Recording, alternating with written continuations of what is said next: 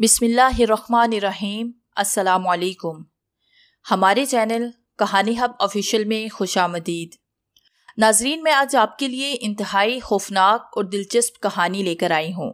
लेकिन कहानी शुरू करने से पहले आपसे गुजारिश है कि अगर आपने हमारा चैनल सब्सक्राइब नहीं किया तो आप हमारे इस चैनल को सब्सक्राइब कर लीजिए और बेल आइकन को भी प्रेस कर लें ताकि हर नई आने वाली वीडियो बआसानी आप तक पहुँच सके। सोना नहीं, सुन रही हो ना?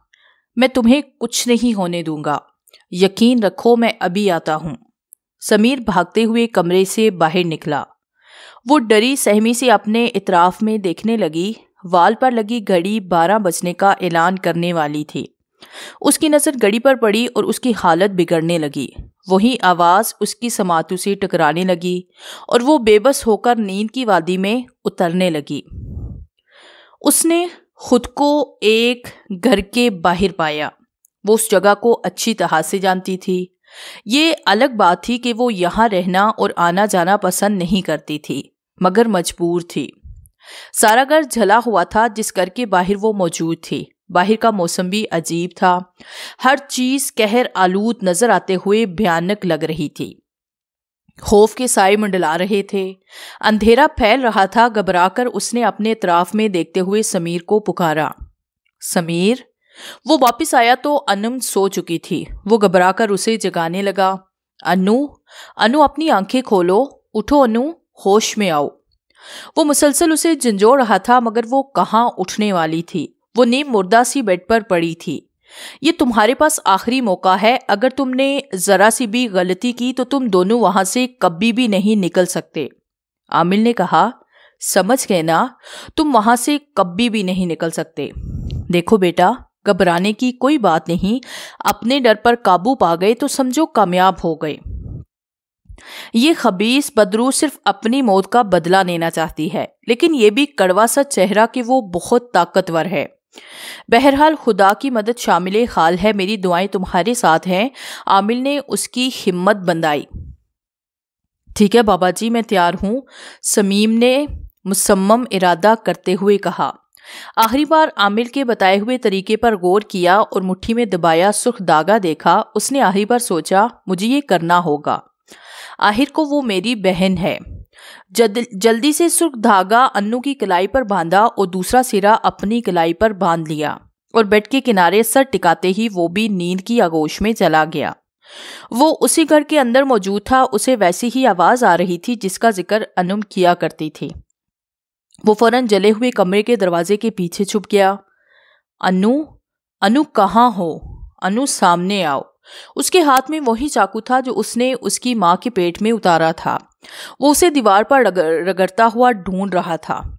चाकू के रगड़ने की तेज आवाज से अन्नू के कान के पर्दे फटने लगे।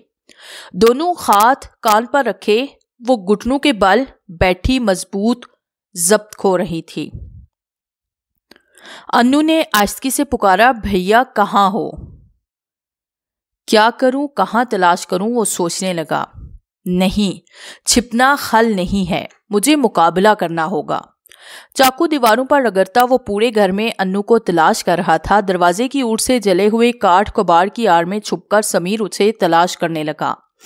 वो एक जगह खड़ा था। समीर एक लकड़ी के जले हुए बेंच के पीछे छुपकर उसे देख रहा था, जहां से उसे उसके पैर साफ नजर आ रहे थे। सर तक पैर तक जो देखा तो डर के उसने अपने मुंह पर मजबूती से हाथ लग दिया कि मुबादा चीख न पड़े। वो पूरा जला हुआ था। स्याह चेहरा, उबली हुई आंखें जिनके गिर्द खाल बिल्कुल गायब थी और ज्यादा उसे खौफनाक लग रही थी। उसे मतली होने लगी। बाजू पर पड़े आबले फट चुके थे।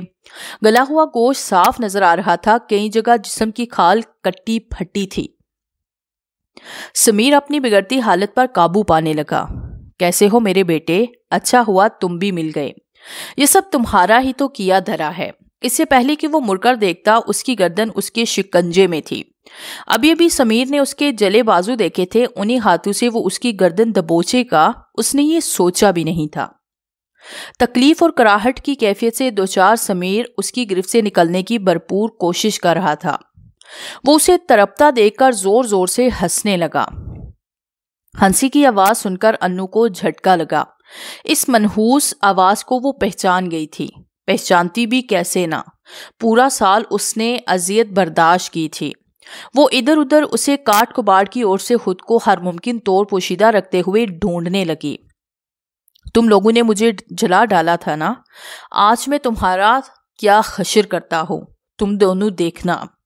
जले हुए शख्स ने समीर की आंखों में आंखें डालते हुए कहा, तुम्हारी बहन भी यहाँ है ना? समीर ने घबराकर मुंह फेर लिया। बुला उसे, वो अपनी जली हुई आंखों को फैलाए धारते हुए बोला। अनु तुम खुद चली आओ वरना मैं इसके टुकड़े टुकड़े कर दूंगा। कहते हुए वो आखटू का पीछा करने लगा। समीर भी घबरा गया कि धमकी पर अनु खुद को कहीं उसके हवाले न कर दे। सुन रही हो अनु? अब उसने लहजा धीमा करते हुए फटे होंठों पर मुस्कान सजाकर कहा। अनु मेरी प्यारी बच्ची, आ मेरे पास आ। अनु ने अपने भाई को उसकी गिरफ्त में देखा तो सटता पैर लरस गई। वो जले हुए दरवाजे के पीछे मुंह पर हाथ रख के सिसकने लगी। बाबा छोड़ दो मुझे, आप ऐसा क्यों कर रहे हैं? बेटी हूं मैं आपकी। वो उसकी कलाई मजबूती से पकड़े कमरे की तरफ ले जा रहा था और अनु घसीटती हुई उसकी गिरफ्त से निकलने की नाकाम कोशिश कर रही थी। उसने कमरे तक आकर उसे खड़ा किया। चुप, एकदम चुप। तेरी माँ काम करती है, तेरा भाई भी काम करता है, तो तू क्यों मुफ्त की रोटियां तोड़ रही है? आज से तू भी काम करेगी। अनु उसका मतलब समझते हुए बंद दरवाजे को देखकर दहल गई। अपनी तमाम तर हिम्मत जमा करते हुए बोली, जरा सोचो, अगर मेरी माँ और भाई को पता चल गया तो? जवाबन वो कमीनगी की इंतहा को छूकर मुस्कुराते हुए बोला, कच्ची गोलियां नहीं खेली। उसी रईस के घर तेरी अम्मा काम करती है। तुझे याद तो है कि एक दफा अपनी माँ के साथ तू उसके घर गई थी अपनी माँ का हाथ बटाने। उसकी बेटी की शादी थी, बस वहीं उसने तुझे देखा था। तेरी माँ से उसने बात भी की, दुबई में ऐशो इशरत की जिंदगी गुजारेगी और तू लोग जो गुर्बत की चक्की में बसते हो उससे भी निजात मिल जाएगी। पर वो हरामजादी नहीं मानी और साफ साफ इनकार कर दिया। मेरी बात गौर से सुन, तेरी माँ बेवकूफ़ी कर सकती है, मैं नहीं। थोड़ा ताउन कर आज की रात, कल तो फिर मजबूरन वही करना पड़ेगा जो मैं तेरी माँ से कहूँगा। फिर वो इजाज़त देने पर मजबूर होगी क्योंकि और कोई चारा जो नहीं रहेगा। अरे घबरा नहीं, अभी तो तू दुबई भी जाएगी जहाज पर। कभी देखा है जहाज? नहीं ना। अरे पगली, हम अमीर हो जाएंगे। एक लम्हे को वो आने वाले दिनों का ख्वाब देखने लगा। अनु ने हाथ झटका तो होश में आया। आंखें फाड़ी क्या देख रही है? आज रात तेरी माँ घर नहीं आएगी और ना ही समीर, इसलिए मैं जो कहता हूँ वो करती जा।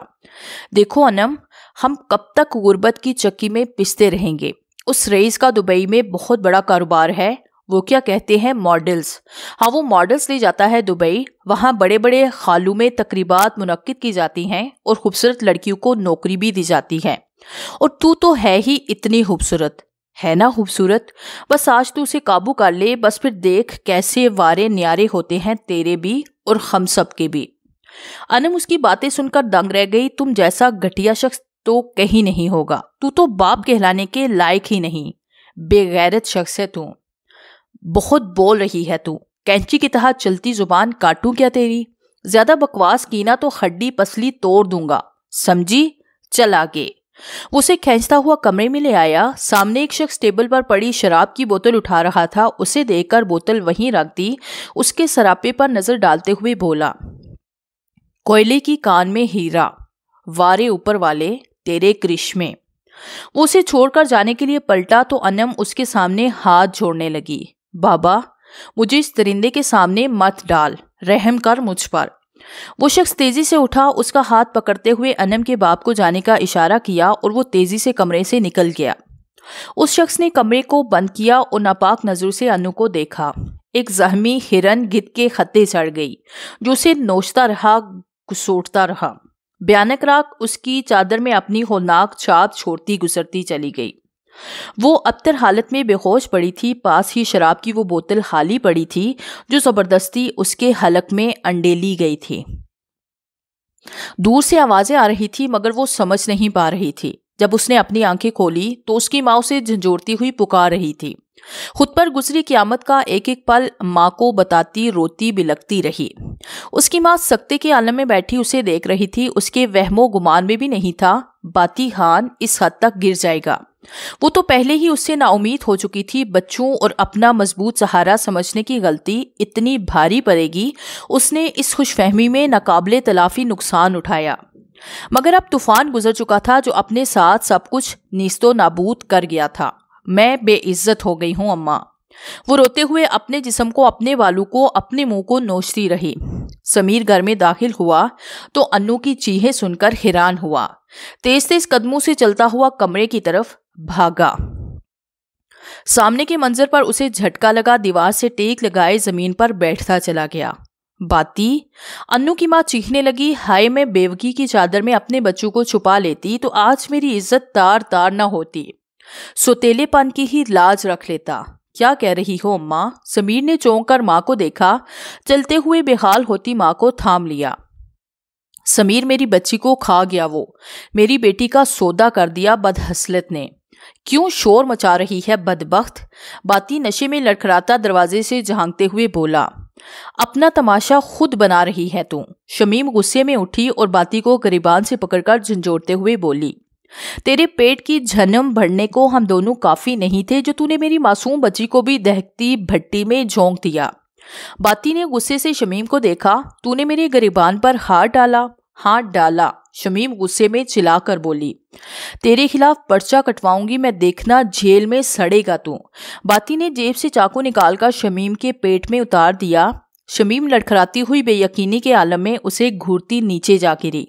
अम्मा, समीर माँ को थामकर अन्नू को आवाजें देने लगा। अन्नू बेयकीनी की कैफियत में कभी माँ को कभी बाप को देखने लगी। अम्मा, कुछ नहीं होगा तुझे, मैं तुझे हॉस्पिटल ले चलूंगा। शमीम ने उखड़ती सांसों से बेटे को देखा। शमीम का सर समीर के बाजू पर ढलक गया।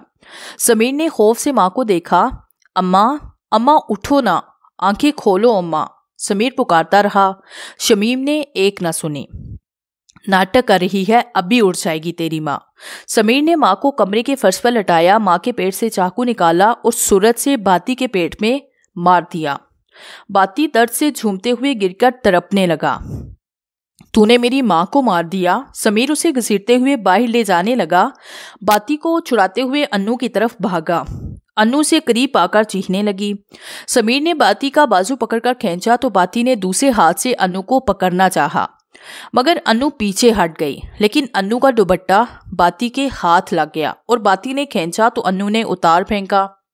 समीर इसे घर के स्टोर की तरफ ले गया। बाती अन्नू का दुपट्टा थामे खुद को छुड़ाने की कोशिश में था। चाकू अभी भी बाती के पेट में था जो अंदर ही अंदर उसे काट रहा था। समीर ने उसे स्टोर में पठा जहां वो वर्कशॉप से लाया काला तेल लाकर रखता था जो चूल्हा जलाते हुए अनम इस्तेमाल करती थी। अक्सर गीली लकड़ियां होती तो उन पर डाला करती और वो आसानी से जल जाती। दीगर लोग भी आग जलाने के लिए लेते थे जिसे वो सस्ते दाम बेचा करते थे क्योंकि अभी यहाँ गैस नहीं पहुंचती थी। बारिशों में सूखी लकड़ी मिलना दुश्वार था। समीर ने उसे फर्श पर पटकते हुए कहा, तेरा जुर्म बहुत बड़ा है और मैं इतने ज़र्फ का मालिक नहीं कि तुझे मुआफ कर दूं। मेरी दुनिया उजाड़ दी तूने। अन्नू भी रोते हुए दरवाजे में आन खड़ी हुई। समीर ने एक नज़र उसे देखा और तड़पते हुए बाती के पास बैठ गया जो अब आखिरी सांसें गिन रहा था। हमारी इज्जत, हमारी गैरत पर वार तू किया, साथ ही माँ को भी मौत के घाट उतार दिया। तो अब तेरे जिंदा रहने का क्या जवाब? समीर ने बाती के पेट में खोंपे चाकू को देखा और उसके हाथ में मौजूद अन्नू के दुपट्टे से चाकू को साफ किया। समीर उठा, तेल के डब्बे उठाकर बाती के ऊपर और उसके आसपास गिराने लगा। मुड़कर अन्नू को देखा। अन्नू ने उसका इशारा समझ लिया मगर फिर भी खड़ी बाती को देखती रही। बाती नीम मुर्दा हालत में देख रहा था। सिसकते हुए अन्नू को मदद तलब नजरों से देखने लगा। अन्नू को खुद पर बीती क़यामत का पल पल याद आने लगा। वो वहां से चली गई। समीर उसे तड़पता हुआ देखता रहा। अन्नू पलटी तो उसके हाथ में माचिस थी जो उसने समीर की तरफ बढ़ाई, लेकिन समीर ने नहीं ली। अन्नू ने समीर को देखते हुए माचिस से तीली निकालकर आग जलाई और गिरे हुए तेल पर फेंक दी तो तेल ने आग पकड़ ली और आग तेजी से फैलती चली गई। बाती नीमवा आंखों से आग देख रहा था। उसका जहन तारीकी में डूब गया। समीर अन्नी को लिए बाहर आ गया। दोनों स्टोर के दरवाजे से बाती को जलता देखकर माँ के पास आए जो उन्हें छोड़कर मुल्के अदम की राही बन बैठी थी। पुलिस आई। कार्रवाई शुरू कर दी। समीर ने पुलिस को बताया कि उसका बाप शराबी था, उसकी मां को कत्ल करके घर को आग लगा दी जिसमें वो खुद भी जल मरा। पोस्टमार्टम की रिपोर्ट से वाज़ेह था कि बाती को चाकू मारा गया है, मगर समीर और अनम अपने बयान पर डटे रहे कि बाती हाद ने खुदकुशी की है। समीर और अन्नू पुलिस की हिरासत में कुछ माह रहे मगर कुछ साबित ना हुआ। 6 माह बाद जेल से रिहाई शाम के वक्त हुई और अपने घर के अलावा रात गुजारने का चारा भी नहीं था। यूं दोनों बहन भाई घर लौटे। अपने जले घर के सामने खड़े सोचने लगे, रात तो यहीं बितानी पड़ेगी।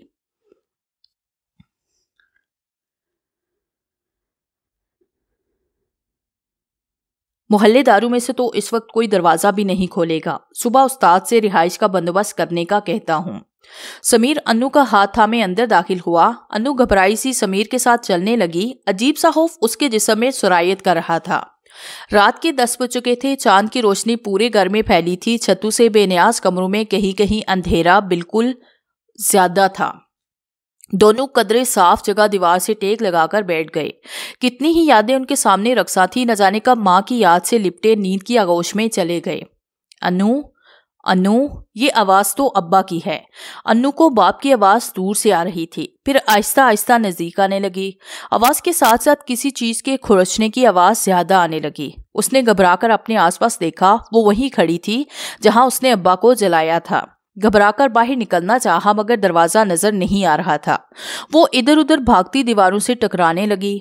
अनु, कहाँ भाग रही हो? हबासत से मुस्कुराता बाप एक जगह खड़ा अनु को देख रहा था। अनु ने चांद की रोशनी में अब्बा को देखा। उसका स्याह वजूद मुकम्मल तौर पर जल चुका था।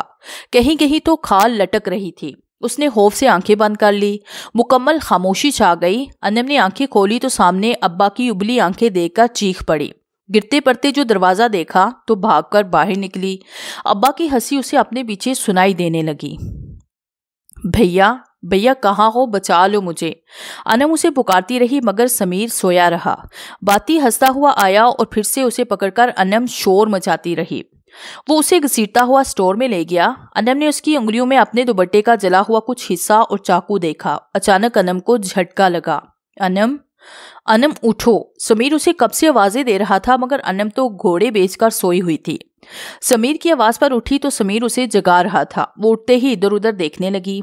भैया भैया अब्बा जिंदा हैं, यहाँ से चलो भैया, वो मुझे मारना चाहता है।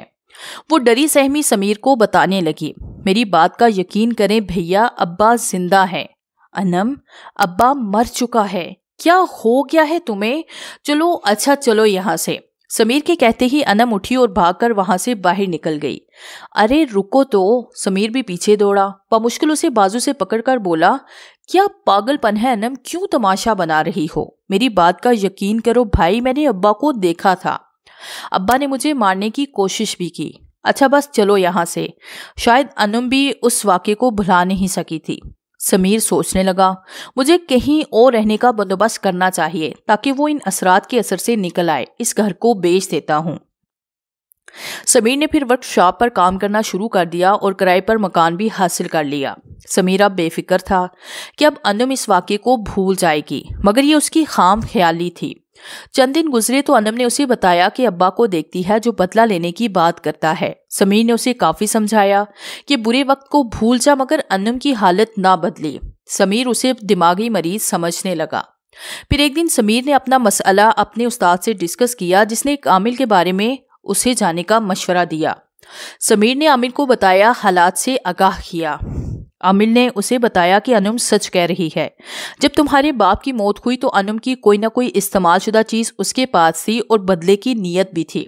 अब उसी इस्तेमालशुदा चीज के जरिए वो इसे तंग कर रहा है। जिस तरह वो ख्वाब में आता है, उसी इस्तेमालशुदा चीज से उसकी रूह बांधना चाहता है। अभी तक वो इसमें कामयाब नहीं हो सका क्योंकि अनम को जगा दिया जाता था एंड उसी वक्त जब वो उसे बांधना चाहता था। लेकिन जिस दिन उसने इसे बांध लिया तो अनम तब तक नहीं जागेगी जब तक वो इसे आजाद नहीं करता, और इसी हालत में वो मर भी सकती है। समीर ये हकीकत सुनकर काफी परेशान था। ऐसा कैसे मुमकिन है?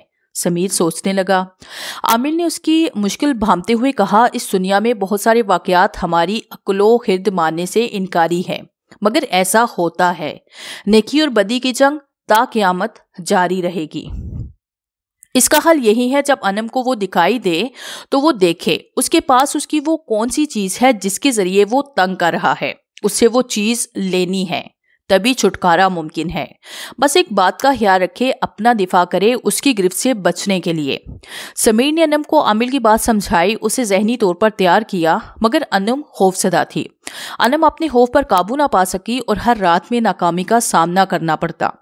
आमिर ने एक आखिरी हल बताया समीर को और एक डोरी दम करके दी कि जब अनम सोए तो डोरी अपने ख्वाब से जुड़ जाएंगे और तुम वो चीज उससे ले लेना जो अनम उसे जोड़ रही है। तू तो नहीं मानेगी। बाती उसे मतलाशी नजर से खोजते हुए समीर को अजियत दे रहा था। समीर उसकी गिरफ्त से निकलने की हर कोशिश नाकाम होते देखकर हिम्मत हारने लगा। अनम उसकी आवाज पर चौंकी। उसने मुख्तात अंदाज में बाती को देखा जो समीर को गर्दन से दबोचे खड़ा था। अनम ने खौफ से लड़ने का इरादा किया। भाग भाग कर वो थक चुकी थी और उसका भाई उसके सामने तड़प रहा था। वो हर रोज की परेशानी से निकलकर बाती से सामना करने चली आई। छोड़ दो इसे, अनम ने बेखौफी से उसे देखकर कहा। तुम्हारा ये दलेरपन मुझे बहुत अच्छा लगा, मगर बात यह है कि तुम्हें मेरे करीब आना होगा, इसके बाद ही मैं इसे छोड़ूंगा। अनम ने एक बार फिर उसके जले हाथ में अपने भाई को लटका देखा जो बुरी तरह से तड़प रहा था। अनम आहिस्ता आहिस्ता चलती हुई उसके करीब आने लगी। सहर अंगेज सी कैफियत से दो चार वो आगे बढ़ने लगी।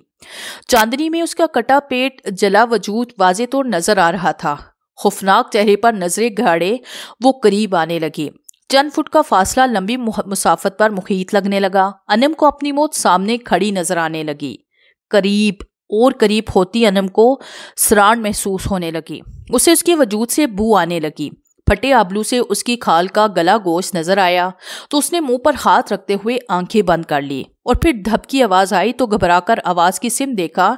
समीर नीचे गिरा अपनी गर्दन सहला रहा था। इससे पहले कि अनम उसे उठाने के लिए आगे बढ़ती, उसने खुद को अपने बाप बाती खान की रूह की गिरफ्त में पाया। अनम को खींचते हुए वो ले जाने लगा। अनम चीखती हुई नीचे बैठ गई। वो घसीटते हुए खींचने लगा। अचानक अनम की नजर उसकी जली उंगली पर पड़ी जहां उसके दुपट्टे का छोटा सा टुकड़ा उंगली के गोश्त पर चिपका था। अब्बा, समीर ने खड़े होते हुए उसे पुकारा। वो चलते हुए बिना मुड़े रुका। एक लफ्ज की जंजीर ने जैसे उसके कदम रोक लिए हों। फुर्ती से अनम ने हाथ की उंगली से दुपट्टे का टुकड़ा खुरच डाला। दुपट्टे का टुकड़ा उंगली के गोश्त से उखड़ गया तो वो चीखने लगा और आहिस्ता आहिस्ता वो धुएं की लपेट में आता गया। उसका पूरा वजूद धुएं में तहलील हो गया। अनम और समीर ने घबराकर एक दूसरे को देखा। समीर ने जल्दी से अनम और अपने बाजू पर दमशुदा डोरी को बांधा तो अगले ही पल दोनों बहन भाई अपने कमरे में नींद से जाग गए। अब हमेशा हमेशा के लिए दोनों बहन भाई अपने बाप के इंतकाम से छुटकारा पा चुके थे।